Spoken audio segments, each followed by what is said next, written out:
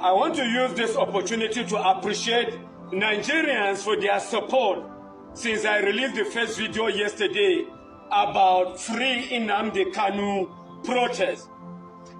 This protest is born out of sincerity and honesty, with the display of shame and disgrace that happened in Katsina last week. We all know that for years Nnamdi Kanu has been in detention. And as I'm talking to you, Nnamdi Kanu is having and he's battling with health challenges even while in prison. But it's rather unfortunate with the display of shame and disgrace that happened in Katsina by the bandit commander. The question we ask, do we have a country? The question we need to ask, do we have a nation? The question we need to ask, do we have a constitution? And if we have a constitution, then as Nigerians, we need to ask ourselves and ask the federal government question, why the double standard? If the bandit commander can come and address Nigeria like schoolboys and address Nigeria by threatening Nigerians, by killing one of the headers, that he will kill more Hausas and Northerners, and he is moving freely, why should Nnamdi Kanu should still be in prison? The question I ask, why the double standard? And it is a question that every Nigerian should be asking. Double standards by the federal government of Nigeria. And that is why the call for one Nigeria, one voice protest is born out of sincerity and honesty, equity and justice for all Nigeria citizens. One Nigeria, one voice protest. One Nigeria, one voice protest is a national call for all Nigerians of good conscience. It's not a regional protest. It's not a tribal protest. But it's a sincere protest born out of sincerity. I am calling of all Nigeria with good conscience to come out in mass. Those in Jos, Plateau, Kaduna, Kogi and Abuja to come on Independence Day at Eagle Square to support this call. And I'm also calling on very dark black man to help us. Abuja is your constituency. We are coming from the north. You can help us to call the IG of police in preparation to this protest. The ratted president, I know you have the platform, and I'm also calling of all the Nigeria bloggers and social media influencers, those with good conscience and sincerity, so that our brother Nnamdi Kanu will be free. I'll bring up subsequent videos in preparation for this call and for this peaceful protest. May God bless Federal Republic of Nigeria. Okay, listen, pay attention, Africa. A man committed a crime in a faraway land. They say find him, pet him, let's have peace with him. Another man allegedly committed a crime in a faraway land. They say catch him, bring him, okonkonize him, jail him. You son of Amadi must pay for it. United States of America is clear and sound when she said that she does not negotiate with terrorists. That law is sacrosanct. Be it Republican or Democratic in power. Africa, I ask, have we gotten to the point where we now negotiate with bandits? They say town crier.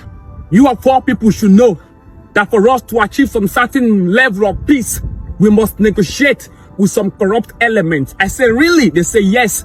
That is what equity is all about. I say, really? It is not our ancestors who say that he who goes to equity must go with clean hands, because equity looks at the intent rather than the form. What is good for Kabiru is good for Okonkwo. What is good for Okonkwo is good for Ayomide. The same thing is good for Edidion, Ikaite, and Idongesit. They say, town crier, must you talk in everything? I say, yes, I must talk. They say, why? I say, because when Hitler went for the Jews in the Holocaust, I said nothing because it doesn't concern me. When King Leopold went for the Congolese, hands were cut off for low supplies of diamonds. I said nothing because it doesn't concern me. When they went for the Vietnams, I said nothing because it doesn't concern me. Between 1967 to 1970, the Nigerian Biafra Civil War, I said nothing because it doesn't concern me.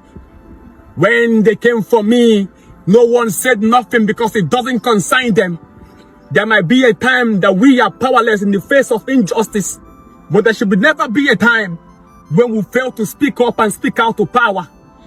Africa, you don't only speak when your kinsman is involved. You speak when evil is around the corner, because you never know when it will knock at your door. Nigeria, selective justice can never lead you to social change. No society can achieve social change with selective justice. It never happens. When you negotiate with bandits, you are simply rewarding crime and telling the innocent that they will be punished. What you have when you negotiate with bandits is not peace. It is weakness. Because you are connotatively and denotatively saying to other people to commit crime and come and receive an handshake. If you do not change your ways, we have no choice than to fold our arms and akimbo and join Chinua Achebe to scream, things fall apart and the center cannot hold. Wisdom Africa is the principal thing. Make sure you check my book on how African farmers can preserve African seed to protect our continent. Nigeria, change your ways. Change your ways. Wisdom Africa is the principal thing. Let's talk about who we borrow from, because that's the core of our conversation today. Africa's biggest creditors are the IMF, the World Bank, China, private bond markets. How do their terms differ? And do we take into consideration some of these terms, or we just borrow because we need the money? I think some countries just borrow, like your country. Nigeria just borrows because it just needs the money. Mr. Tinubu wants to walk with those, fly in a big plane and go to Brazil. He has never planned. This is a guy in Africa with a population of 250 million people. His Excellency Tinubu should sit down and get a program for Nigeria. Should be the leading house for Africa.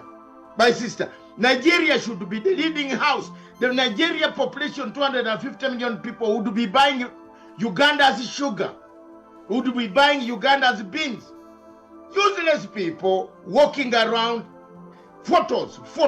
Most of what African leaders like are photographs. If you ask Mr. Tinubu, you are going to borrow for what? In these 4 years, what is done? What has been done on ecosystems in Nigeria? He should have borrowed money to build a dam, another dam. Nigeria has 241 dams. You have never built a dam apart from the ones that the colonial master helped you to build. Which one have you built? And you carry generators. Are you not ashamed, you people? You carry generators from Dubai. All planes going to Nigeria, even including Tinubu's plane, must be carrying generators. Why do you shame yourselves? A country that should lead Africa. China has marshaled the world because of the population.